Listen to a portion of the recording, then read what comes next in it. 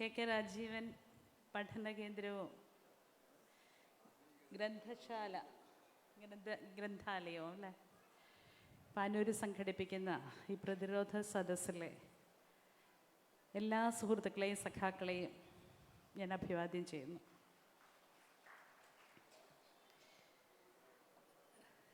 ആദ്യമായിട്ടാണ് സത്യത്തിൽ ഞാൻ എൻ്റെ പേരിൽ നടന്ന ഒരു പ്രതിരോധ സദസ്സിൽ പങ്കെടുക്കുന്നത്. കേരളത്തിൽ ഒരുപാട് ഇടങ്ങളിൽ പുരോഗമന സാഹിത്യ സംഘത്തിൻ്റെയും പൊതുപ്രസ്ഥാനത്തിൻ്റെയും ബാലസംഘത്തിൻ്റെയും ഉൾപ്പെടെയുള്ള പല ഐക്യദാർഢ്യ സദസ്സുകളും പ്രതിരോധ സദസ്സുകളും പ്രതിഷേധ സദസ്സുകളും ഒക്കെ എന്നോടുള്ള സ്നേഹവും അല്ലെങ്കിൽ എന്നോടെന്നല്ല നമ്മളുടെ പ്രസ്ഥാനത്തിൻ്റെ ഐക്യവും കാണിക്കുന്ന രീതിയിലുള്ള ഐക്യദാർഢ്യ സദസ്സുകൾ നടന്നു. പക്ഷേ ഒരു ഐക്യദാർഢ്യ സദസ്സിൽ നമ്മൾ പങ്കെടുക്കേണ്ടതില്ല എന്ന് പറഞ്ഞൊരു നേതൃത്വത്തിൻ്റെ നിർദ്ദേശമുണ്ടായിരുന്നുകൊണ്ട് തന്നെ പങ്കെടുത്തില്ല. പാനൂരാണ് അങ്ങനെ ഒരു സദസ്സിനെ ഞാൻ ആദ്യമായി അഭിമുഖീകരിക്കുന്നത്.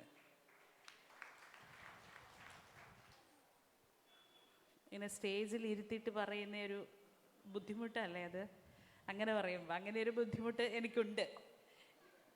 കാരണം അങ്ങനെയൊന്നും വലിയ ഇടങ്ങളിലേക്കൊന്നും വലിയ നേതൃത്വത്തിലേക്കും ഒന്നും എത്തിയിട്ടില്ല. അങ്ങനെ ഒരാളുമല്ല ഞാൻ. പക്ഷെ നാടിൻ്റെ സമൂഹത്തിൻ്റെ ജീവിതം നമ്മൾ ഒറ്റയ്ക്കല്ല എന്ന് കൃത്യമായി ധാരണയുള്ള ആളാണ് ഞാൻ. നമ്മൾ ശ്വസിക്കുന്ന വായുവും വെള്ളവും ഇടുന്ന കുപ്പായവും ജനിച്ച അച്ഛനമ്മമാർ പോലും നമ്മൾ തീരുമാനിച്ചിട്ടല്ല. നമ്മൾ ഈ സമൂഹത്തിന് വേണ്ടി ഉണ്ടായതാണ്. സമൂഹം നമുക്ക് വേണ്ടി നിൽക്കുന്നതാണ്. അവിടെ എവിടെയൊക്കെ എപ്പോഴൊക്കെ നമുക്ക് പറയാൻ തോന്നുന്നോ അത് പറയേണ്ടി വരും. എപ്പോഴൊക്കെ പ്രതിരോധിക്കാൻ തോന്നുന്നോ പ്രതിരോധിക്കേണ്ടി വരും. അതിനപ്പുറത്തേക്ക് പ്രതിഷേധിക്കാനും മൂർച്ചയേറിയ വികാര പ്രകടനങ്ങളും സത്യസന്ധമായി നമ്മുടെ ഉള്ളിൽ നിന്ന് വരുന്നുണ്ടെങ്കിൽ അതുണ്ടാവേണ്ടതുണ്ട് എന്നുള്ളത് ഒരു കമ്മ്യൂണിസ്റ്റ്, ഒരു മാർക്സിസ്റ്റ് സമൂഹത്തോട് ചെയ്യേണ്ട ഉത്തരവാദിത്തമാണെന്ന് തന്നെ ഞാൻ വിശ്വസിക്കുന്നു. കമ്മ്യൂണിസ്റ്റ് പാർട്ടി ഓഫ് ഇന്ത്യ മാർക്സിസ്റ്റിൻ്റെ മെമ്പറാണ് ഞാൻ. മാത്രമല്ല കമ്മ്യൂണിസം ജീവൻ എന്ന് കരുതിയ, ഒരു വർഷം മുമ്പ് എന്നെ വിട്ടുപോയ എൻ്റെ അച്ഛനോടുള്ള എൻ്റെ കടമ ഈ ദിവസങ്ങൾ എനിക്ക് വളരെ ബുദ്ധിമുട്ടുണ്ടാക്കുന്നതാണ്. ഇന്നലെയാണ്, കഴിഞ്ഞ വർഷം 19-ാം തീയതി എന്ന് പറയുന്ന ദിവസമാണ് അച്ഛനെ ഹോസ്പിറ്റലിൽ അഡ്മിറ്റ് ചെയ്തത്. ഡിസംബർ 24-ാം തീയതിയാണ് ഇങ്ങനെ കയ്യിൽ നിന്ന് കൊണ്ടുപോകുന്ന പോലെ പോകുന്ന പോലെ ഓടി നടന്ന അച്ഛൻ ഒരാഴ്ചത്തെ കുറച്ച് ദിവസത്തെ ആശുപത്രി വാസത്തിന് ശേഷം പോകുന്നത്.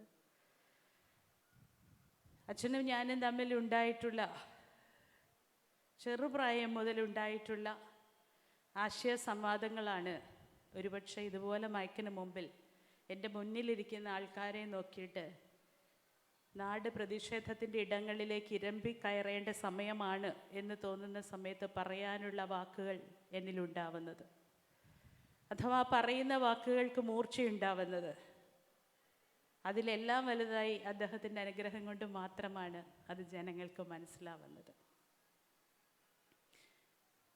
കുട്ടിയായിരിക്കുന്ന സമയത്ത്, എന്നെന്ന് ഓർമ്മയില്ലാത്തൊരു സമയത്ത്, എന്നാണ് ഏത് പ്രായത്തിലാണെന്ന് എനിക്ക് ഓർമ്മയില്ല, അങ്ങനെ ഓർമ്മയില്ലാത്ത സമയത്ത് അച്ഛൻ പറഞ്ഞു തന്നൊരു കാര്യമുണ്ട്. ഈ ലോകത്തിൻ്റെ ഏത് കോണിൽ നീ പോയിട്ട് ഒറ്റപ്പെടുന്നു എന്ന് തോന്നിയാലും, ലോകത്തിൻ്റെ ഏത് കോണിൽ നിന്നാണ് പറഞ്ഞത്, അവിടെ ചുവന്ന കൊടി പറക്കുന്ന ഒരു കെട്ടിടമുണ്ടാവും. തൊഴിലാളികളുള്ള ഏതൊരു നാട്ടിലും ചെങ്കൊടി പാറുന്നൊരു കെട്ടിടമുണ്ടാവും. അതിനകത്ത് കയറിയിട്ട് നീ ഇന്ത്യയിൽ, കേരളത്തിൽ സഖാവ് രാജുവിൻ്റെ മകളാണെന്ന് പറഞ്ഞാൽ നീ എൻ്റെ അടുത്തെത്തും എന്ന് പറഞ്ഞു തന്നൊരു അച്ഛൻ്റെ മകളാണ് ഞാൻ. അതുതന്നെയാണ് ലോകത്ത് ഇടതുപക്ഷ ചിന്താഗതികളുടെയും കമ്മ്യൂണിസത്തിൻ്റെയും മാർക്സിസത്തിൻ്റെയും പ്രസക്തി. എല്ലാവരുടെയും അപവാദങ്ങൾ കാലഹരണപ്പെടുന്നു എന്നുള്ളതാണ്. മാർക്സിസം നമ്മളോട് ആവശ്യപ്പെടുന്നത് കാലദേശങ്ങൾക്ക് അതീതമായി, കാലത്തിനനുസരിച്ച്, ദേശത്തിനനുസരിച്ച് പുതുക്കി മാനവരാശിക്ക് വേണ്ടി സംസാരിക്കാൻ ഈ ലോകത്ത് ഒരേ ഒരു പ്രത്യയശാസ്ത്രമേ ഉള്ളൂ എന്ന് തന്നെയാണ് പറയുന്നത്. അതുകൊണ്ട് തന്നെയാണ് കേരളം ബദലാവുന്നത്. അതുകൊണ്ട് തന്നെയാണ് കമ്മ്യൂണിസ്റ്റ് കേരളം വർഗീയ ഫാസിസ്റ്റുകൾക്ക് പേടി സ്വപ്നമാകുന്നത്. അതുകൊണ്ട് തന്നെയാണ് ഇടതുപക്ഷ കേരളത്തിൽ നിന്ന് ഒറ്റപ്പെട്ടതെങ്കിലും ഫാസിസത്തിനെതിരായി, വർഗീയതയ്ക്കെതിരായി, സംഘപരിവാറിനെതിരായി വളരെ കൃത്യമാണെന്ന് തോന്നുന്ന രീതിയിൽ ഒരു ശബ്ദമോ ആശയമോ വരുമ്പോൾ അതിനെതിരെ പ്രതിരോധിക്കുന്നവർ, ഇല്ലായ്മ ചെയ്യാൻ ആഗ്രഹിക്കുന്നത്. ഇല്ലായ്മ ചെയ്യപ്പെടുന്ന ഇടത്തെക്കുറിച്ച് ഏറ്റവും കൂടുതൽ നിങ്ങൾക്കാണ് അറിയുന്നത്. രാഷ്ട്രീയ പ്രതിരോധങ്ങൾ, പ്രതിഷേധങ്ങൾ, അക്രമങ്ങൾ ഏറ്റവും കൂടുതൽ സഖാക്കളെ ഇല്ലാതാക്കിയ ഒരു നാട്ടിൽ നിന്നുകൊണ്ടാണ് അഭിമാനപൂർവ്വ രക്തസാക്ഷികളുടെ ചോരയെ തിളക്കമാർന്നു തന്നെ നെറുകയിൽ പിടിക്കുന്ന ഒരു പറ്റ സഖാക്കളുടെ ഇടയിലാണ് എനിക്കിന്ന് ഈ ഐക്യദാർഢ്യമുള്ളത്. ഇവിടെ ഇനിയും ഉറക്കെ കേരളം സംസാരിക്കും, ഇനിയും ഉറക്കെ കേരളം പറഞ്ഞുകൊണ്ടിരിക്കും വർഗീയതയ്ക്കെതിരെ, സംഘപരിവാർ അജണ്ടകൾക്കെതിരെ. കാരണം കേരളം വളർന്നത് ഓരോ ഗ്രന്ഥാലയങ്ങളിലുമാണ്. കേരളം പഠിച്ചത് ഓരോ വായനശാലകളിൽ നിന്നുമാണ്. കേരളത്തിലെ ജനങ്ങളുടെ പ്രതിരോധത്തിന് ശക്തിയും ജീവനും വച്ചത് അക്ഷരങ്ങൾ വായിച്ചു തന്നെയാണ്. കേരളത്തിലെ ജനങ്ങൾ വെറുതെയല്ല ഇടതുപക്ഷമായത്, അറിവിൻ്റെ ഇടതുപക്ഷമാണ് അവർ. കെ രാജീവൻ പഠന കേന്ദ്രം അത്തരത്തിൽ ഈ നാടിൻ്റെ ഉടുമ്പാവ് നെയ്ത ഒരിടമാണ്. ആ ഗ്രന്ഥാലയം അത്തരത്തിൽ തന്നെ ചിന്തിക്കുന്നതാണ്. നമുക്കറിയാം ഇന്ന് സൈബർ ആക്രമണം, ഞാൻ കുറേ ദിവസങ്ങളായിട്ട് എൻ്റെ ഈ ആക്രമണ സ്വഭാവമുള്ള പോസ്റ്റുകൾക്ക് കീഴെ അല്ലെങ്കിൽ എനിക്ക് വേണ്ടി ഷെയർ ചെയ്യപ്പെട്ട, ഇൻ്റർപ്രറ്റ് ചെയ്തേക്കുന്ന ഏറ്റവും കൂടുതൽ എൻ്റെ അത് കോമഡി എന്താ പറയുക, ഏറ്റവും കൂടുതൽ എൻ്റെ പ്രസംഗത്തെ ഇൻ്റർപ്രറ്റ് ചെയ്ത് ചെറിയ ചെറിയ ചെറിയ റൈറ്റപ്സ് ആക്കി പിന്നീട് പോസ്റ്റ് ചെയ്തിരിക്കുന്ന കർമ്മ ന്യൂസാണ്.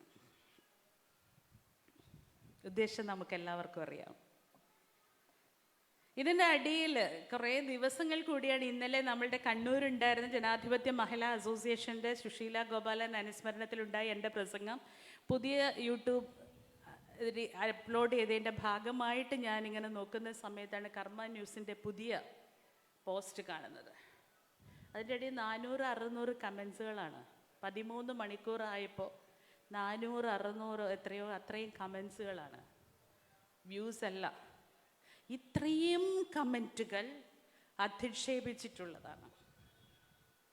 കുറേ ദിവസങ്ങളായി ഞാൻ കമൻസേ നോക്കുന്നില്ല. ഇന്നലെ അത് നോക്കുമ്പം ഇന്നലെയും അത് അധിക്ഷേപിച്ചിട്ടുള്ളതാണ്. എത്ര ധൈര്യമാർന്ന് നിൽക്കുമ്പോഴും ആ വാക്പ്രയോഗങ്ങൾ, ആ പറയുന്ന രീതി, പറയുന്നത് സ്വന്തം വീട്ടിൽ അമ്മയും പെങ്ങളും മക്കളും പെൺകുട്ടികളും ഇല്ലാത്ത ജനിച്ച ഒരുത്തൻ്റെ വാക്പ്രയോഗങ്ങളാണ്. സ്ത്രീകളുണ്ടാ കൂടെ. അപ്പം പ്രൊഫൈല് നമ്മൾ എടുത്തു നോക്കും, അത് കള്ളപ്പേരിലുള്ളതുണ്ട്, സ്ത്രീകളുടെ പേരിൽ ആണുങ്ങളുടെ പ്രൊഫൈലുണ്ട്, പക്ഷെ സ്ത്രീകളുണ്ട്. പഠിക്കാത്ത ഒരാൾക്ക് മാത്രമേ, അറിവിൻ്റെ പവിത്രത എന്തെന്ന് അറിയാത്ത ഒരു ആൾക്ക് മാത്രമേ അങ്ങനെ പ്രതികരിക്കാൻ പറ്റൂ. ആ രീതിയിലുള്ള പ്രതികരണങ്ങളുണ്ട്. ഇല്ലായ്മ ചെയ്യാനുള്ള, നിശബ്ദമാക്കാനുള്ള ഏറ്റവും വലിയ കൂട്ടായ പ്രയത്നമാണ് നമ്മൾ അവിടെ കാണുന്നത്. നിശബ്ദമാക്കാൻ. അതാണ് ഇവിടെ ഉദ്ഘാടകൻ റിപ്പീറ്റ് ചെയ്ത് സൂചിപ്പിച്ച വർഗീയ ഫാസിസത്തിൻ്റെ ഏറ്റവും വലിയ തന്ത്രം. നമ്മളെപ്പോഴും ഉപയോഗിക്കും ഫാസിസം, ഫാസിസ്റ്റ്. ആരാണ് ഫാസിസ്റ്റ്? ഫാസിസ്റ്റ് എന്ന വാക്കിൻ്റെ അർത്ഥം നമ്മൾ വർഗീയ ഫാസിസ്റ്റ് എന്ന് ഉപയോഗിക്കും, അവർ കമ്മ്യൂണിസ്റ്റ് ഫാസിസ്റ്റ് എന്ന് ഉപയോഗിക്കും, മുതലാളിത്ത ഫാസിസ്റ്റ് എന്ന് ഉപയോഗിക്കും. പല പല പല ഫാസിസ്റ്റുകളുണ്ട്. യഥാർത്ഥത്തിൽ ഫാസിയോ എന്ന് പറയുന്ന ഒരു വേർഡിൽ നിന്നാണ് ഫാസിസം എന്ന വാക്ക് വരുന്നത്. ഫാസിയോ എന്ന വാക്കിൻ്റെ അർത്ഥം 2 അഗ്രങ്ങളും കോടാലി പോലെ മൂർച്ചയേറിയ തോളത്ത് വഹിക്കുന്ന ഒരു ഉപകരണം, ഒരു ആയുധം എന്നാണ്. ഈ ആയുധം ഉപയോഗിച്ച് തൻ്റെ പിന്നാലെ വരുന്ന ഒരു ഗ്രൂപ്പിനെ തൻ്റെ പുറകെ നടക്കുക ആശയപരമായി നിർബന്ധിക്കുന്ന ഒരു ശക്തിയാണ് ഫാസിസം എന്ന് പറയുന്നത്. തൻ്റെ ആശയങ്ങൾക്ക് തൻ്റെ പുറകെ നടക്കാൻ ആയുധം ഉപയോഗിച്ച് ആക്രമിച്ച് കീഴ്പ്പെടുത്തിക്കൊണ്ട് ശ്രമിക്കുന്ന ഒരു ശക്തിയാണ് ഫാസിസ്റ്റ് എന്ന് പറയുന്നത്. ഫാസിയോ എന്ന വാക്ക് വെച്ച് നോക്കുമ്പോൾ അത് ഏറ്റവും എളുപ്പം നമുക്ക് വ്യാഖ്യാനിക്കാൻ നമുക്കതിൻ്റെ അർത്ഥം മനസ്സിലാക്കാൻ ഏറ്റവും എളുപ്പം എല്ലാ കാര്യത്തിലും നമ്മൾ കാണുന്നത് പോലെ കേരളത്തിൻ്റെ ജ്ഞാനത്തെ, കേരളത്തിൻ്റെ സാമൂഹ്യ പരിഷ്കരണത്തെ, കേരളത്തിൻ്റെ മൂല്യബോധത്തെ ഏറ്റവും അധികം നമ്മൾ കാണുന്നത് ഗുരുവിലൂടെയാണ്, ശ്രീനാരായണ ഗുരുവിലൂടെയാണ്. ഫാസിസം എന്ന വാക്കിനെയും ഏറ്റവും നന്നായി നമുക്ക് മനസ്സിലാക്കാൻ പറ്റുന്നത് ഗുരുവിലൂടെ തന്നെയാണ്. അവനവൻ ആത്മസുഖത്തിന് ആചരിക്കുന്നവ ബാക്കി എന്താ? അപരന് സുഖത്തിനായി വരയണം. അവനവനിൽ അപരൻ എന്ന് പറയുന്ന ഒരു കാഴ്ചപ്പാടില്ലാത്തവനാണ് ഫാസിസ്റ്റ്. അവനവൻ്റെ ആശയങ്ങളിൽ അപരൻ്റെ ഇഷ്ടങ്ങൾ, താല്പര്യങ്ങൾ, ആശയങ്ങൾ എന്നൊരു കാഴ്ചപ്പാടില്ലാത്തവനാണ് ഫാസിസ്റ്റ്. ഇന്ത്യയിൽ ആരാണ് ഫാസിസ്റ്റ്? ഇന്ത്യയിൽ ലോക മാനവികത പറയുന്ന, തൊഴിലാളി വർഗ സ്നേഹം പറയുന്ന, തൊഴിലാളികളുടെ അധ്വാനത്തിന് മൂല്യം കൊടുക്കുന്ന വർഗങ്ങളും വർഗ സംഘടനകളും ഇല്ലാതാകുന്ന ഒരു നല്ല കാലത്തിന് വേണ്ടി പ്രത്യയശാസ്ത്രപരമായ പന്ഥാവിലൂടെ പോകുന്ന കമ്മ്യൂണിസ്റ്റോ മാർക്സിസ്റ്റോ ഇടതുപക്ഷമോ ആണോ? അല്ല. അങ്ങനെ ഒരു ആശയത്തെ ഇല്ലായ്മ ചെയ്യാൻ ശ്രമിക്കുന്നവനാരോ അതാണ് ഫാസിസ്റ്റ്. താനല്ലാത്ത എല്ലാത്തിനെയും ഇല്ലായ്മ ചെയ്യാൻ ശ്രമിക്കുന്നവനാരോ അവൻ ഫാസിസ്റ്റാണ്. പൗരത്വ ഭേദഗതി നിയമം നടപ്പിലാക്കുന്ന ഭരണകൂടം അടുത്ത വർഷം 25-ൽ ഒരു മതരാഷ്ട്രമായിരിക്കും, ഹിന്ദു മതരാഷ്ട്രമായിരിക്കും ഇന്ത്യ എന്ന് പ്രഖ്യാപിക്കുന്ന സംഘം നിറം നോക്കി, വർണ്ണം നോക്കി, ഇട്ടിരിക്കുന്ന വസ്ത്രം നോക്കി, കഴിക്കുന്ന ഭക്ഷണത്തിൻ്റെ രുചി നോക്കി തൻ്റേതല്ലാത്തവരെ ഇല്ലായ്മ ചെയ്യുന്ന ഇടം. ഇങ്ങനെ ഓരോന്നോരോന്ന് പറയുമ്പോൾ സാംസ്കാരികപരമായി എല്ലാത്തിനെയും പാർശ്വവൽക്കരിക്കുന്ന, ദളിതനെ പാർശ്വവൽക്കരിക്കുന്ന, സ്ത്രീകളെ പാർശ്വവൽക്കരിക്കുന്ന, കുട്ടികളെ പാർശ്വവൽക്കരിച്ച് നിർത്തുന്ന, ശാസ്ത്ര ചിന്തകളെ പാർശ്വവൽക്കരിച്ച് നിർത്തുന്ന, പുരോഗമന ആശയങ്ങളെ മാറ്റി നിർത്തുന്ന ആ എവിടോ അവിടമാണ് ഫാസിസ്റ്റ്. അപ്പം അതിനെതിരെയുള്ള കൃത്യമായ പ്രതിരോധം, അതിനെതിരെയുള്ള കൃത്യമായ പ്രതിഷേധം, സമരം, അതിനുള്ള സമയമാണ് ഇന്ത്യയിൽ. കാരണം ഇന്ത്യ ബഹുസ്വരതയുടെ ഇടമാണ്. ലോകത്തിൽ മറ്റെവിടെയും കാണാത്തത്ര ബഹുമുഖങ്ങളായ, ബഹുവർണ്ണങ്ങളായ, ബഹുചിന്താഗതികളുള്ള, ബഹുജാതി മത ചിന്തകളിലുള്ള, ബഹു ആശയാചാര സംവിധാനങ്ങളിലുള്ള ഒരിടമാണ് ഇന്ത്യ. ഈ ബഹുസ്വരതയെല്ലാം മാറ്റി നിർത്തിയിട്ട് ഈ ബഹുസ്വരതയൊന്നുമില്ലാതാവുന്നു. പകരം എൻ്റെ മതം, എൻ്റെ ചിന്ത, ഞാൻ, എൻ്റെ രാജ്യം. അതിന് വളരെ ഓമനത്വമുള്ള ഒരു പദം ഇട്ട് വിളിക്കുന്നുണ്ട്. എന്താണ്? സാംസ്കാരിക ദേശീയത.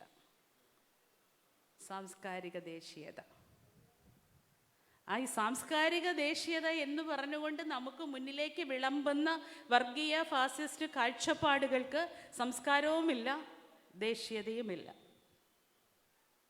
ഉണ്ടോ? ദേശത്തിനകത്തുള്ള മനുഷ്യനോടുള്ള എല്ലാവരോടുമുള്ള മനോഭാവം ഉണ്ടെങ്കിൽ അത് ദേശീയതയാവും. പക്ഷെ ദേശീയതയുടെ കാര്യം പറയുമ്പോൾ പോലും ഇന്നത് ഏറ്റവും അധികം അപ്രസക്തമായിരിക്കുന്നു. ഇന്നല്ല ടാഗോറും ഗാന്ധിജിയും തമ്മിലുണ്ടായ ഒരു സംഭാഷണത്തിൽ ഗാന്ധിജി ഇന്ത്യൻ ദേശീയത മഹത്തരമായിട്ട് ടാഗോറിനോട് പറയുന്ന സമയത്ത് ടാഗോർ പറയുന്നുണ്ട്, ടാഗോർ തിരുത്തുന്നുണ്ട്, ദേശീയതയല്ല മാനവികതയാണ്. ദേശീയതയല്ല മാനവികതയാണ്. ഒരു രാജ്യത്തിൻ്റെ അതിർത്തിയിൽ ചെന്ന് നിന്നിട്ട് ഒരു കാലം മുന്നോട്ടെടുത്ത് വെക്കുമ്പോൾ അവിടെ കാണുന്ന മനുഷ്യൻ അന്യനാണ് എന്നുള്ള തോന്നൽ ദേശീയത എന്ന് പറയുന്ന ആശയം ജനിപ്പിക്കുന്നുണ്ട്. ഇന്ത്യയുടെ അതിരിൽ നിന്നിട്ട് പാകിസ്ഥാനിലേക്ക് നോക്കുമ്പോൾ അവിടെ അന്യനാണെന്ന് പറയുന്ന ചിന്ത ജനിപ്പിക്കുന്നുണ്ട്. പക്ഷേ സ്വാതന്ത്ര്യം കിട്ടുന്നതിന് മുമ്പേ ഒരേപോലെ കഴിഞ്ഞിരുന്ന, ഏകോദര സഹോദരങ്ങളെ പോലെ കഴിഞ്ഞിരുന്ന ഒരു രാജ്യത്തിൻ്റെ അതിർത്തിയിലാണ് നമ്മൾ ഇന്ത്യയുടെ ദേശീയതയും പാകിസ്ഥാൻ്റെ ദേശീയതയ്ക്കും അതിർവരം വിടുന്നത്. അതുകൊണ്ട് ദേശീയത എന്നുള്ളതല്ല, മാനവികത എന്നുള്ളതാണ്. മാനവികത എന്നുള്ളതിൻ്റെ ഏറ്റവും വലിയ പഠനങ്ങൾ, ഏറ്റവും വലിയ സിദ്ധാന്തങ്ങൾ, ഏറ്റവും വലിയ കാഴ്ചപ്പാടുകൾ സാമൂഹ്യപരമായി, രാഷ്ട്രീയപരമായി, സാമ്പത്തികമായി ഏറ്റവും വലിയ പഠനങ്ങൾ നടത്തുന്നത് 1800-കളിലാണ്. ലോകവ്യാപകമായി ഏറ്റവും വലിയ റിസർച്ച് നടക്കുന്നതും ഏറ്റവും വലിയ സാമൂഹ്യ ചിന്തകൻ, രാഷ്ട്രീയ ചിന്തകൻ, സാമ്പത്തിക ചിന്തകൻ, മാനവിക ചിന്തകൻ എന്ന് പറഞ്ഞ് ഇന്നും ലോകം കാണുന്ന ഏത് മാനവിക സമൂഹത്തെയും ഏത് രാജ്യത്തെയും അതിൻ്റെ രാഷ്ട്രീയ വികാസങ്ങളുമായി, വ്യാവസായിക വിപ്ലവങ്ങളുമായി, തൊഴിലാളികളുടെ അധ്വാനവുമായി, അധ്വാന മൂല്യങ്ങളുമായി പഠിച്ച പഠനങ്ങൾ മാർക്സിയൻ തിയറികളാണ്. തൊഴിലാളിയുടെ അധ്വാനവുമായി ചേർന്ന് നിന്ന് നമ്മൾ പഠിച്ചത് തുടർന്ന് ലെനിനിലൂടെയാണ്. ഇതെല്ലാം കാലഹരണപ്പെട്ടെന്ന് പറയുകയും എന്നോ കാലഹരണപ്പെട്ട വർഗീയ ആശയങ്ങളെ, ഫ്യൂഡലിസത്തിൻ്റെ ഏറ്റവും വലിയ വേരുകളെ ഇനിയും ഇവിടെ വെള്ളവും വളവും ഇട്ട് വളർത്തിയിട്ട് ആ വേരുകളിൽ നിൽക്കുന്നതിനപ്പുറത്തേക്കുള്ള എല്ലാത്തിനെയും ഇല്ലായ്മ ചെയ്യുക എന്ന കാഴ്ചപ്പാടിനെതിരെയാണ് നമ്മൾ സംസാരിക്കുന്നത്. ഈ ഒരു കാഴ്ചപ്പാട് ഏത് രീതിയിൽ രാഷ്ട്രീയപരമായി ഇംപ്ലിമെൻ്റ് ചെയ്യാം എന്നുള്ളിടത്താണ് പുതിയ സാംസ്കാരിക നയം ഇന്ത്യയിലേക്ക് എത്തുന്നത്. കോവിഡ് കാലത്ത് കലാകാരന്മാരെ സഹായിക്കാൻ പ്ലാറ്റ്ഫോമുകൾ ഇല്ലായിരുന്നു. കലാകാരന്മാർ കഷ്ടപ്പെട്ടിരുന്നു. കലാകാരന്മാർക്ക് സാമ്പത്തികമായി എയ്ഡ് കൊടുക്കാൻ ഇവിടെ ഒന്നുമില്ലായിരുന്നു. കലാകാരന്മാർ ആത്മഹത്യ ചെയ്തിരുന്നു. കലാകാരന്മാർ പട്ടിണി കിടന്നിരുന്നു. എന്ത് ചെയ്യണമെന്ന് അറിയാതെയായിരുന്നു. അതുകൊണ്ട് കലാകാരന്മാരെ പറ്റി പഠിക്കാൻ ഇതായിരുന്നു ആ വെബിനാറിൻ്റെ ആശയം. ശ്രീ സി വി ആനന്ദബോസ് ഏകാംഗ കമ്മീഷനായി നടന്ന വെബിനാറിൻ്റെ തുടക്കം അങ്ങനെയായിരുന്നു. 4 ഭാഗങ്ങളായിട്ടാണ് ആ വെബിനാറിൽ ഞാൻ പങ്കെടുത്തത്. മലയാളം കേന്ദ്രീകരിച്ച് ഭാഷാടിസ്ഥാനത്തിൽ ഇന്ത്യയുടെ മറ്റ് പല ഭാഗങ്ങളിലും ഈ വെബിനാറുകൾ ഇതേപോലെ പാരലായിട്ട് നടത്തപ്പെട്ടെടുത്ത് മലയാളവുമായി ബന്ധപ്പെട്ട്, കേരളവുമായി ബന്ധപ്പെട്ട് ഫോക്ലോർ ഉൾപ്പെടെ, സിനിമ ഉൾപ്പെടെ, സീരിയൽ ഉൾപ്പെടെ, മറ്റു കലാരൂപങ്ങൾ ഉൾപ്പെടെ പരമ്പരാഗതമായ നമ്മളുടെ എന്താ പറയുക, ആശാരി, മൂശാരി, കൊല്ലം തട്ടാൻ, ഇവരുടെ എല്ലാം ശില്പവൈദഗ്ധ്യം ഉൾപ്പെടെയുള്ളത് പരിഗണിച്ചിട്ടുള്ള ഇത്രയും ആൾക്കാരെ പരിഗണിച്ച് അവരെ പങ്കെടുപ്പിച്ചുകൊണ്ട് നടന്ന ഒരു വെബിനാറാണത്. അത് 1, 2, 3, 4 ഘട്ടങ്ങളിലായി ചർച്ചകൾ പുരോഗമിക്കുമ്പം 4മതുണ്ടായ അതിൻ്റെ വളർച്ചയിലാണ് ഇതൊരു സാംസ്കാരിക നയത്തിൻ്റെ കരടായി രൂപപ്പെടുന്നത്. 4മത്തെ വെബിനാറും കഴിഞ്ഞിട്ടാണ് നമുക്കെല്ലാവർക്കും, ഇപ്പോഴും എൻ്റെ മെയിൽ പരിശോധിച്ചറിയാം, എൻ്റെ മെയിലിൽ ഉൾപ്പെടെ ഇതാണ് കരട്. ഇന്ത്യയിലൊരു പുതിയ സാംസ്കാരിക നയം വരാൻ പോകുന്നു. സിനിമയെയും മറ്റെല്ലാ സാംസ്കാരിക മാധ്യമങ്ങളെയും കൂടി ചേർത്ത് വെച്ചുകൊണ്ട് ഇന്ത്യക്കൊരു പുതിയ സാംസ്കാരിക നയം അനിവാര്യമായി വരുന്നു എന്ന് പറഞ്ഞിട്ടാണ് കരട് പ്രഖ്യാപിക്കുന്നത്. അത് ജന്മഭൂമിയിൽ മാത്രം, ഞാൻ ആ പ്രസംഗത്തെ സൂചിപ്പിച്ച പോലെ ജന്മഭൂമിയിൽ മാത്രം.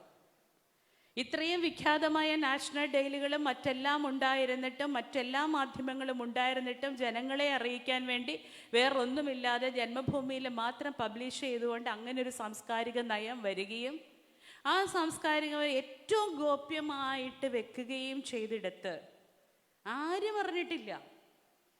മറ്റ് രാഷ്ട്രീയ പാർട്ടികൾ അറിയുന്നില്ല.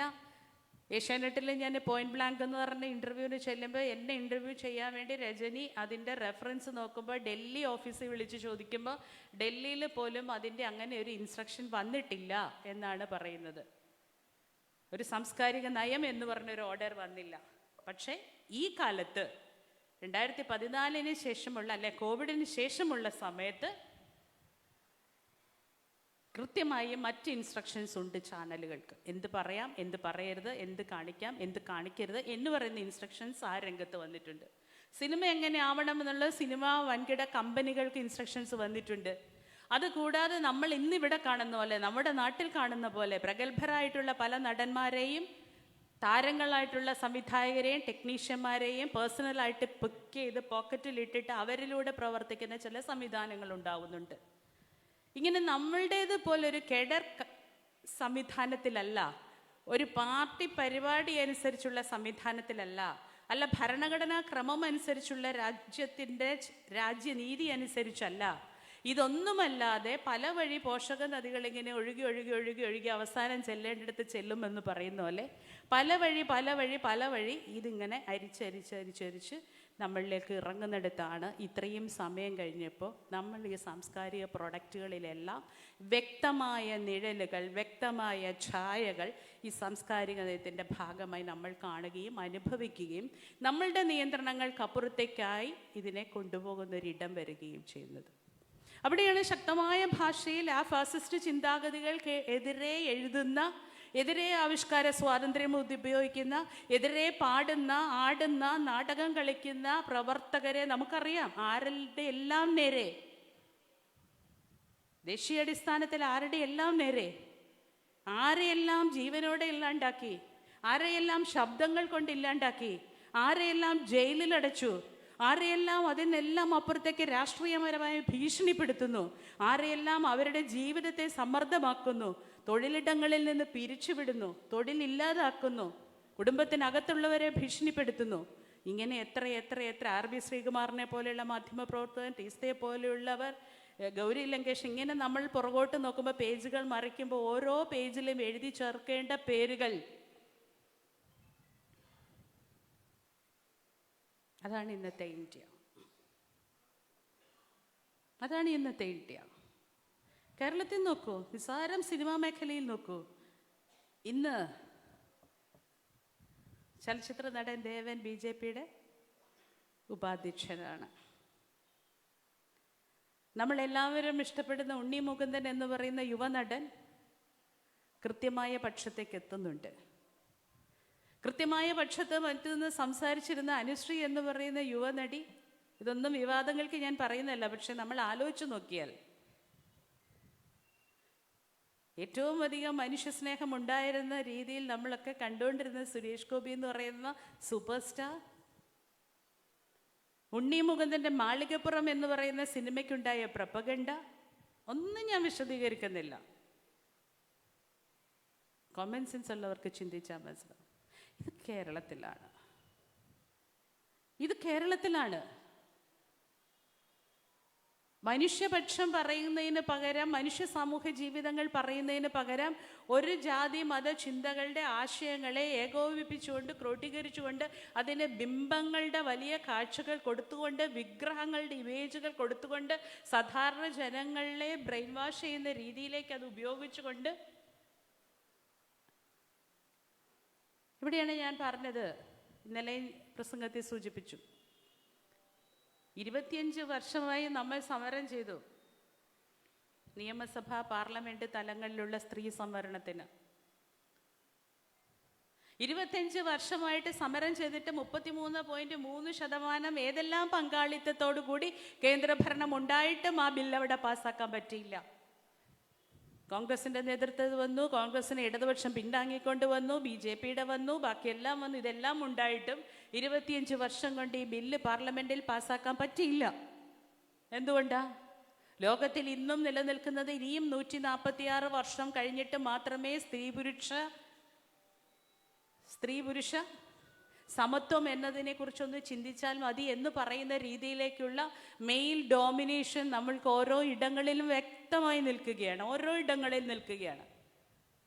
അത് ഒരിടത്തെയും മാറ്റി നിർത്തുന്നില്ല, കുടുംബങ്ങളെ മാറ്റി നിർത്തുന്നില്ല, പഞ്ചായത്തുകളെ മാറ്റി നിർത്തുന്നില്ല, രാജ്യത്തെ മാറ്റി നിർത്തുന്നില്ല, സാഹിത്യ ഇടങ്ങളിൽ മാറ്റി നിർത്തേണ്ടതില്ല, സിനിമ ഇടങ്ങളിൽ മാറ്റി നിർത്തേണ്ടതില്ല, സാധാരണ ജോലിയിടങ്ങളിൽ, തൊഴിലിടങ്ങളിൽ ഒന്നും മാറ്റി നിർത്തേണ്ടതില്ല. നമ്മൾ ഇനിയും, അത് കേരളത്തിൽ മാത്രമല്ല, ഇന്ത്യയിൽ മാത്രമല്ല, ലോകത്തിലാകമുള്ള ആവറേജ് സർവേയുടെ ഫലമാണ്, കോവിഡിന് ശേഷം 146 വർഷം കഴിഞ്ഞിട്ട് ഇനി സ്ത്രീ പുരുഷ സമത്വത്തെക്കുറിച്ച് ചിന്തിച്ചാൽ മതി എന്ന് പറയുന്ന പുരുഷ മേധാവിത്വം നിൽക്കുന്ന ഒരിടത്ത് ഇന്ത്യയിൽ 25 വർഷമായിട്ട് 33.3% റിസർവേഷൻ സ്ത്രീകൾക്കുണ്ടാക്കാൻ പറ്റിയില്ല എന്ന് പറയുന്നത് ഒരു വലിയ അത്ഭുതമല്ല. പക്ഷെ അത് അങ്ങനെ ആയിരുന്നു. പക്ഷെ അത്ഭുതം സംഭവിച്ചു. എപ്പോ? ഇന്ത്യൻ പാർലമെന്റ് മന്ദിരം ഉദ്ഘാടനം ചെയ്ത സമയത്ത് ആരോടും ചോദിക്കാതെ, ആരോടും പറയാതെ, ആരും അറിയാതെ, ജനാധിപത്യ ഇന്ത്യയാണിത്. നിയമസഭകളുണ്ട്, പാർലമെന്റുണ്ട്, രാജ്യസഭയുണ്ട്, ഇവിടെയെല്ലാം ജനപ്രതിനിധികളുണ്ട്. ഇവരോടൊന്നും ആലോചിക്കാതെ പണ്ടെപ്പോഴോ ഒരു 33.3% പറഞ്ഞതാണ്. അതും കടന്നിട്ട് ഇന്ന് ലോകത്തിലെ ഏറ്റവും ജനസംഖ്യയുള്ള രാജ്യമായി ഇന്ത്യ മാറിയിരിക്കുന്നു. ആ ഏറ്റവും ജനസംഖ്യയുള്ള രാജ്യത്തിലെ ഏറ്റവും കൂടുതൽ അംഗങ്ങൾ, ജനസംഖ്യയിൽ കൂടുതൽ നിൽക്കുന്ന സ്ത്രീകളായി മാറിയിരിക്കുന്നു. അത് മാത്രമല്ലാതെ കേരളം ഉൾപ്പെടെയുള്ള സംസ്ഥാനങ്ങളിൽ കൂടുതൽ പെൺകുട്ടികളും സ്ത്രീകളും ഉന്നത വിദ്യാഭ്യാസ രംഗത്തേക്ക് പഠിച്ചു വന്നിരിക്കുന്നു. കൂടുതൽ തൊഴിലിടങ്ങൾ സ്ത്രീകളുടേതായി മാറിയിരിക്കുന്നു. അപ്പോൾ 25 വർഷം മുമ്പ് സ്ത്രീകളുടെ പങ്കാളിത്തത്തിൽ രാജ്യത്ത് ഉണ്ടായിരുന്ന ഇടങ്ങളിലല്ല സ്ത്രീകൾ നിൽക്കുന്നത്. അതുകൊണ്ട് പുതിയ ഇടങ്ങളിലെ സ്ത്രീകളുടെ പുതിയ ഫോർമുല അനുസരിച്ചിട്ട് സ്ത്രീ സമരത്തെ നമ്മളൊന്ന് മോഡിഫൈ ചെയ്യേണ്ടതുണ്ടോ? എന്തെന്തെന്ന് കാണണം. ഓരോരോ സാംസ്കാരിക നിലവാര വളർച്ചയും തകർച്ചയും വന്നിരിക്കുന്ന ഓരോ സംസ്ഥാനങ്ങളിലും സ്ത്രീകളെ ഏത് രീതിയിലാണ് പങ്കാളിത്തപ്പെടുത്തേണ്ടത്? ഇത്തരത്തിൽ പറയുന്ന ഫെഡറൽ സംവിധാനത്തിൽ അധിഷ്ഠിതമായ ചിന്തകളോ ചർച്ചകളോ ഒക്കെ ഒരു മര്യാദയല്ലേ, ഒരു മാന്യതയല്ലേ, ജനാധിപത്യ ഇടങ്ങളിൽ അത് അനിവാര്യതയല്ലേ? പക്ഷെ ഇതൊന്നുമില്ലാതെ ഒരു ദിവസം പുതിയ കോട്ടിട്ട് പുതിയ കോട്ട് തയ്പ്പിച്ച് വന്നു നിന്നിട്ട് പാർലമെന്റ് മന്ദിരത്തിന്റെ ഉദ്ഘാടനത്തിന് തൻ്റെ തൊപ്പിയുടെ പകിട്ടിന്റെ കൂടെ പകിട്ട് ചേർക്കുന്ന രീതിയിലേക്ക് ഇതാ ഇന്ത്യയിൽ പഴയ 33.3% സംവരണം സ്ത്രീകൾക്ക് പ്രഖ്യാപിച്ചത് സംഘപരിവാറിന്റെ ഭരണകൂടം. അവിടെ കഴിഞ്ഞില്ല പ്രഖ്യാപനം, സെമി കോളൻ ഇട്ടിട്ടാണ് പ്രഖ്യാപനം. അതിൻ്റെ ബാക്കി 2028 സെൻസസ് നടക്കും. 2028 സെൻസസ് കഴിഞ്ഞ് മണ്ഡല പുനഃക്രമീകരണം നടക്കും. ഈ മണ്ഡല പുനഃക്രമീകരണം നടന്നതിന് ശേഷം വേണം എവിടെ ഏതേത് സ്ത്രീകൾ, എങ്ങനെ സ്ത്രീ സംവരണം ഇതാലോചിക്കാൻ. അതിനു മുമ്പ് 2025 ഇത് ഹിന്ദുരാഷ്ട്രമാണ്. ആ ഹിന്ദുരാഷ്ട്രം ഇപ്പോൾ തന്നെ ഹിന്ദുരാഷ്ട്രമല്ലാത്ത ജനാധിപത്യ സംവിധാനങ്ങളുള്ള, മതേതര സംവിധാനങ്ങളുള്ള ഫെഡറലിസത്തിൻ്റെ കീഴിൽ ഭരിക്കപ്പെടുന്ന ഇന്ത്യയിലെ ഇന്ത്യൻ ഭരണഘടന എല്ലായിടത്തും വെള്ളം ചേർക്കുകയും മാറ്റി നിർത്തപ്പെടുകയും ചെയ്തിട്ട് ഇന്ത്യൻ ഭരണഘടന അനുശാസിക്കുന്ന നിയമങ്ങളും അവകാശങ്ങളും ഒന്നുമില്ലാതെ അതിനപ്പുറത്തേക്ക് മനുവാദ സിദ്ധാന്തങ്ങളും വർഗീയതകളും ഏറ്റവും അധികം കാര്യമായി കാതലായി എടുത്തുകൊണ്ട് ഭരണം നടത്തപ്പെടുന്ന ഒരു രാജ്യത്ത് ഒരു ഹിന്ദു രാഷ്ട്രം എന്നുള്ള പ്രഖ്യാപനത്തിനോ അല്ലെങ്കിൽ അത്തരത്തിലുള്ള ഭരണ സംവിധാനത്തിനോ ശേഷം 2028 സ്ത്രീകൾക്ക് സംവരണം വരുമ്പോൾ രണ്ടാം തരം പൗരയായിരിക്കുന്ന സ്ത്രീകളുടെ സംവരണം ഏത് രീതിയിൽ പ്രായോഗികമാകും? ഇന്നലെ ഞാൻ ഉദാഹരണം പറഞ്ഞു. നമ്മുടെ രാഷ്ട്രപതി ദളിതാണ്, സ്ത്രീയാണ്, പക്ഷെ സ്റ്റാമ്പാണ്. ദളിതർക്ക് സംവരണം, ദളിതരെ പരിഗണന, സ്ത്രീയെ പരിഗണന. പക്ഷെ പ്രോട്ടോകോൾ അനുസരിച്ച് ഇന്ത്യയിൽ ആദ്യം നിൽക്കുന്നത് പ്രസിഡന്റാണ്. പക്ഷെ ഒരു വേദിയിലല്ലേ ഒരിടത്ത് രണ്ടിടത്തേക്ക് പോയി കഴിഞ്ഞാൽ നമ്മുടെ ഇന്ത്യയിലെ അധികാരം ആരുടെ കയ്യിൽ? പ്രധാനമന്ത്രിയുടെ കയ്യിൽ. ഇമേജ് ആർക്ക്? പ്രധാനമന്ത്രിക്ക്. ഇവിടെ രാഷ്ട്രപതി കേരളത്തിൽ വന്നു പോകുന്നത് നമ്മളാരും അറിയാറില്ല. വെറുതെ ഒരു പോസ്റ്റർ തിരുവനന്തപുരത്തോടെയൊക്കെ നടക്കുന്നത് ഞങ്ങളിതാ ദ്രൗപദി മുർമു ഇന്ന ദിവസം, അത്രയേ അറിയുന്നുള്ളൂ. ഏതോ ഫ്ലൈറ്റ് വരും, എവിടെയോ വരും, എങ്ങനെയോ പോകും, ആരും അറിയില്ല. പക്ഷേ നരേന്ദ്രമോദി വരികയാണെങ്കിലോ? അപ്പോൾ ഒരു ഭരണഘടനാപരമായി ഉള്ളൊരു സംവിധാനത്തിൻ്റെ അകത്തല്ലാതെ ഇപ്പോഴേ ആക്കി കഴിഞ്ഞപ്പോൾ വളരെ കൃത്യമായി ഡിക്ലെയർ ചെയ്യപ്പെടുന്ന ഒരു വർഗീയ രാഷ്ട്രത്തിൻ്റെ അകത്ത് സ്ത്രീ എവിടെ? ഇന്നലെ ഇതും കഴിഞ്ഞ് പോയിട്ട് TV വെക്കുമ്പോൾ ഇങ്ങനെ പെട്ടെന്ന് അതിൻ്റെ ഡീറ്റെയിൽസ് നിങ്ങൾ കണ്ടു കാണും. പ്രധാനമന്ത്രി ഒരു സ്ത്രീയെ ഇൻ്റർവ്യൂ ചെയ്യുന്നുണ്ട്. നോർത്ത് ഇന്ത്യൻ സ്റ്റേറ്റിൽ എവിടെയോ ഉള്ള ഒരു സ്ത്രീ അല്ലേ, ആരെങ്കിലും ശ്രദ്ധിച്ചോ എനിക്കറിയില്ല. എന്തോ ഒരു സംരംഭം നടത്തിയ ഒരു സ്ത്രീയാണ്. അവരുടെ സംരംഭത്തെക്കുറിച്ച് വളരെ വാചാലമായിട്ട് പ്രധാനമന്ത്രിയുടെ മുന്നിൽ പറഞ്ഞു. പ്രധാനമന്ത്രി അവരെ ഇൻ്റർവ്യൂ ചെയ്യുന്നു. ഇലക്ഷനിൽ മത്സരിച്ചിട്ടുണ്ടോ എന്ന് ചോദിക്കുന്നു, അങ്ങനെ താല്പര്യങ്ങളുണ്ടോ എന്ന് ചോദിക്കുന്നു. അങ്ങനെയൊക്കെയുള്ളവർ വരും. ഇന്ന് നമ്മുടെ പത്മ അവാർഡുകൾ എങ്ങനെയാണ് പോകുന്നത്? നമ്മൾ നോക്കുമ്പോൾ കാട്ടിലുള്ളവരെ, പാവങ്ങളെ, ഇല്ലാത്തവരെ ഒക്കെ പരിഗണിക്കുന്നുണ്ട്. പക്ഷെ പരിഗണിക്കപ്പെടുന്നവർ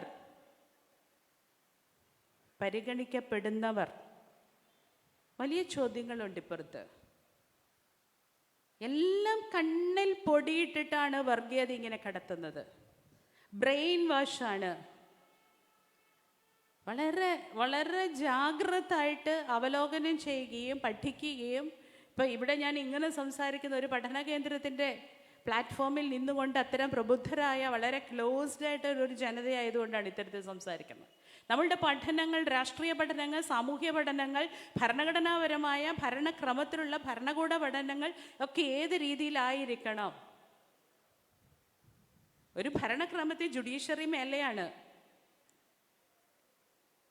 ഇപ്പം എന്തൊക്കെയോ ഇടപെടലുകൾ സുപ്രീം കോടതിയുടെയോ ഹൈക്കോടതികളുടെയൊക്കെ വരുന്നുണ്ടെന്നുള്ളത് ഒഴിച്ചാൽ അടിയന്തരാവസ്ഥ കാലത്തുള്ളതുപോലെയുള്ള കൃത്യമായ അധികാര ഇടങ്ങൾ സ്വാധീനിക്കപ്പെടുന്നുണ്ട്. അവിടെയെല്ലാം മാധ്യമങ്ങളുടെ മേലെ സ്വാധീനിക്കപ്പെടുന്നുണ്ട്. അപ്പോൾ ഇത്തരം തൂണുകളായി നിൽക്കുന്ന, സമൂഹത്തിൻ്റെ തൂണുകളായിരിക്കുന്ന സാമൂഹ്യ അവസ്ഥയെ വിമർശിക്കേണ്ടുന്ന, സാമൂഹ്യ അവസ്ഥകൾ ഏറ്റവും സമതുലിതമായി കൊണ്ടുപോകാൻ വേണ്ടി എക്സിക്യൂഷൻ നടപ്പാക്കേണ്ടുന്ന ഓരോ സംവിധാനങ്ങളെയും വർഗീയ രാഷ്ട്രീയ ഭരണകൂടം അതാത് രീതിയിൽ സ്വാധീനിക്കുകയും അധികാരത്തിൽ കീഴ്പ്പെടുത്തുകയും ജനങ്ങളുടെ മേലെ ഇത്തരം വേണ്ടാത്ത ചിന്തകൾ അടിച്ചേൽപ്പിക്കുകയും ചെയ്യുന്ന ഒരു ഭരണക്രമം ഉള്ള ഒരിടത്താണ് നമ്മളുടെ ജാഗ്രത ഏത് രീതിയിൽ മാറണമെന്നുള്ളത്. ഇവിടെ ഇതിൽ പരമപ്രധാനമായി കേരളത്തിൽ പോലും കാണേണ്ടത്, കേരളത്തിൽ ഇത്തരത്തിലുള്ള എല്ലാ ചിന്തകളെയും നവോത്ഥാന കാലഘട്ടത്തിൽ ഉണ്ടായിട്ടുള്ള നവോത്ഥാന പ്രസ്ഥാനങ്ങളുടെ മൂല്യങ്ങൾ ഉൾപ്പെടെയുള്ള കാര്യങ്ങൾ രാഷ്ട്രീയപരമായി ഇംപ്ലിമെൻ്റ് ചെയ്യപ്പെട്ട ഒരു സംസ്ഥാനമാണ് കേരളം. 1957 EMS മന്ത്രിസഭ മുതൽ ഇങ്ങോട്ട് ഭൂപരിഷ്കരണം മുതൽ മിച്ചഭൂമി, ഇന്ന് കേരളം ഒന്നാമതെന്ന് നമ്മൾ പറയുന്നത്. സ്ത്രീ ശാക്തീകരണ പ്രവർത്തനങ്ങൾ ആലോചിച്ച് നോക്കൂ. കുടുംബശ്രീ മിഷൻ കേരളത്തിൻ്റെ ഭാവനയല്ല, ആണോ? കേരളത്തിൻ്റെ പദ്ധതിയാണോ കുടുംബശ്രീ? ആണോ? ഇന്ത്യ ഒട്ടാകെ വന്ന ആശയമാണ്, ഇന്ത്യ ഒട്ടാകെ അന്ന് നടപ്പാക്കിയതാണ്. പക്ഷേ സഖാവ് നയനാറിൻ്റെ മന്ത്രിസഭാ കാലഘട്ടത്തിൽ കേരളത്തിൽ അതേസമയം ഒരേപോലെ 25 വർഷം മുമ്പ് കുടുംബശ്രീ എന്ന് പറയുന്നത് 10 രൂപയും 1 കിലോ അരിയും എന്ന ആഴ്ചയിൽ ഉണ്ടായിരുന്ന ഒരു കണക്ക് കേരളത്തിൻ്റെ ദാരിദ്ര്യ നിർമ്മാർജ്ജനത്തിന് ഉതകുമോ എന്ന് ചോദിച്ചുകൊണ്ട് സ്ത്രീകൾ വെളിയിലേക്ക് ഇറങ്ങിയപ്പോൾ അതിപ്പോൾ 2023 എത്തി നിൽക്കുമ്പോൾ ലോകത്തിലെ ഏറ്റവും വലിയ സംഘശക്തിയായിട്ടും സംരംഭക ശക്തിയായിട്ടും സാമ്പത്തിക സ്രോതസ്സായിട്ടും കേരളത്തിൽ വെറും 64,004 കുടുംബങ്ങളെ മാത്രം അതിദാരിദ്ര്യ പട്ടികയിലേക്ക് എത്തിക്കുകയും ചെയ്തിട്ടുള്ള ഒരു പ്രസ്ഥാനമാണത്. കേരളത്തിൻ്റെ ദാരിദ്ര്യ നിർമ്മാർജ്ജനത്തിൽ, കേരളത്തിൻ്റെ സാമ്പത്തിക അവസ്ഥയിലൊക്കെ ഏറ്റവും അധികം സംഭാവന ചെയ്തുകൊണ്ട് വന്നിട്ടുള്ളൊരു പ്രസ്ഥാനമായി ഇന്ത്യയൊട്ടാകെ വിഭാവനം ചെയ്ത കുടുംബശ്രീ കേരളത്തിൽ മാത്രമായി മാറി നിൽക്കുന്നു എന്നുള്ളിടത്താണ് കേരളത്തിൻ്റെ വ്യത്യാസം നിലനിൽക്കുന്നത്. ജനകീയാസൂത്രണ പരിപാടികൾ, ത്രിതല പഞ്ചായത്ത് സംവിധാനങ്ങളിലൂടെ ഒരു സ്റ്റേറ്റ് ഭരിക്കപ്പെടുമ്പോൾ 33.3% സംവരണം നിയമസഭാടിസ്ഥാനത്തിലും പാർലമെന്റ് സംവിധാനത്തിലും നടപ്പാക്കാൻ പറ്റാത്ത ഒരു ഇന്ത്യയിൽ നോർത്ത് ഇന്ത്യൻ സംസ്ഥാനങ്ങളിൽ ഇന്നും സ്ത്രീകൾ നഗ്നരാക്കപ്പെട്ട്, അധിക്ഷേപിക്കപ്പെട്ട്, പാർശ്വവൽക്കരിക്കപ്പെട്ട്, ഇല്ലായ്മ ചെയ്യപ്പെട്ട്, കൊല ചെയ്യപ്പെട്ട് നടക്കുന്ന ഒരിടത്ത് കേരളത്തിൽ 50% സംവരണം രാഷ്ട്രീയപരമായി ത്രിതല പഞ്ചായത്ത് സംവിധാനങ്ങളിൽ എപ്പോഴേ ഇടതുപക്ഷത്തിൻ്റെ ഭരണ സംവിധാനം കേരളത്തിലെ സ്ത്രീകൾക്ക് കൊടുത്തു കഴിഞ്ഞു. അതുകൊണ്ടുണ്ടായിരിക്കുന്ന കേരളത്തിലെ സ്ത്രീകളുടെ ആത്മവിശ്വാസം, അന്തസ്സ്, പദവി, അധികാര കേന്ദ്രങ്ങളിലുള്ള അവരുടെ ഇരിപ്പ്, നടപ്പ്, ബോഡി ലാംഗ്വേജിൽ വരെ മാറ്റം വന്നു. അതുകൊണ്ട് തന്നെ കുടുംബങ്ങളുടെ കോൺഫിഡൻസിൽ മാറ്റം വന്നു, കുടുംബങ്ങളുടെ വിദ്യാഭ്യാസ നിലവാരത്തിൽ മാറ്റം വന്നു, ആൺകുട്ടികളുടെയും പെൺകുട്ടികളുടെയും ആത്മവിശ്വാസങ്ങളിൽ മാറ്റം വന്നു, അവരുടെ ജീവിതത്തെക്കുറിച്ചുള്ള കാഴ്ചപ്പാടുകളിൽ മാറ്റം വന്നു. ഇന്ന് കേരളത്തിൻ്റെ ഉന്നത വിദ്യാഭ്യാസ ഇടങ്ങളിൽ, കലാലയങ്ങളിൽ, യൂണിവേഴ്സിറ്റികളിൽ നോക്കിയാൽ 60 മുതൽ 75% വരെ പെൺകുട്ടികളാണ് പഠിക്കുന്നത്. കേരളത്തിൻ്റെ അവസ്ഥ അതാണ്. അപ്പോൾ അത്തരം കേരളം പ്രതിരോധത്തിൻ്റെ ഏറ്റവും വലിയ ഇടമായി മുന്നിൽ നിൽക്കുന്നത് നവോത്ഥാന കാലങ്ങളിൽ ഉണ്ടായ അയ്യങ്കാളി പഞ്ചമിയം കൊണ്ട് കൈപിടിച്ചുകൊണ്ട് വിദ്യാഭ്യാസത്തിന് പോയ നവോത്ഥാന പരിഷ്കരണം മുതൽ ഇങ്ങോട്ട് അതെല്ലാം കേരളത്തിൽ അതാത് കാലങ്ങളെ രാഷ്ട്രീയപരമായി വികസനത്തിൻ്റെ ഇടയിൽ മാർക്സിസം പറഞ്ഞ പോലെ പുതുക്കി ഇവിടെ ഇംപ്ലിമെൻറ്റ് ചെയ്തുകൊണ്ടാണ് നീതി ആയോഗിൻ്റെ സൂചികയിലും അന്താരാഷ്ട്ര സൂചികയിലും ഏത് കാര്യം എടുത്തു വയ്ക്കുമ്പോഴും കേരളം ഒന്നാമത് എന്ന് പറയുന്നത്. നമ്മുടെ പ്രൈമറി ഹെൽത്ത് സെൻ്ററിൻ്റെ മാത്രം കാര്യം എടുക്കാം, ഒരു ഉദാഹരണം പോലെ. എന്തുകൊണ്ടാണ് കേരളത്തിലെ പ്രൈമറി ഹെൽത്ത് സെൻ്ററുകളുടെ വികസനത്തിന് കേന്ദ്ര ഫണ്ട് അനുവദിക്കപ്പെടാത്തത്? 5 ലക്ഷം രൂപ ഒരു പ്രൈമറി ഹെൽത്ത് സെൻ്ററിൻ്റെ വികസനത്തിന് വേണ്ടി രാജ്യമൊട്ടാകെ കൊടുക്കുന്നുണ്ട്. മറ്റെല്ലാ സംസ്ഥാനത്തിലും അത് കൊടുക്കും, കേരളത്തിൽ മാത്രം അത് കിട്ടില്ല. അവരുടെ സർവേയിൽ 5 ലക്ഷം രൂപ കൊണ്ട് നടത്തേണ്ട വികസനത്തിന് അപ്പുറത്തേക്ക് 50 ലക്ഷത്തിൻ്റെ വികസനങ്ങളുള്ള, ഇൻഫ്രാസ്ട്രക്ചറുള്ള, ഡോക്ടർമാരുള്ള, നഴ്സുമാരുള്ള, അവർക്ക് ശമ്പളം കൊടുക്കുന്ന, മരുന്നുകളുള്ള, ഫെസിലിറ്റികളുള്ള പ്രൈമറി ഹെൽത്ത് സെൻ്ററുകളാണ് കേരളത്തിൽ. പിന്നെ എന്തിനാ ഈ 5 ലക്ഷം തരുന്നത്? അതുകൊണ്ട് കേരളത്തിനില്ല.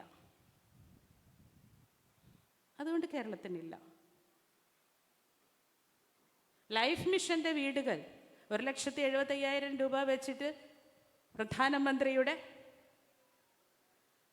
പദ്ധതിയുണ്ട്. നമുക്കറിയാം ആ പൈസ കൊണ്ട് എവിടം വരെ തീരും ഇന്നൊരു വീട്. കേരളത്തിൻ്റെ ലിവിങ് സ്റ്റാൻഡേർഡ് അനുസരിച്ച് ആ പൈസ കൊണ്ട് എവിടെ തീരും ഒരു വീട്?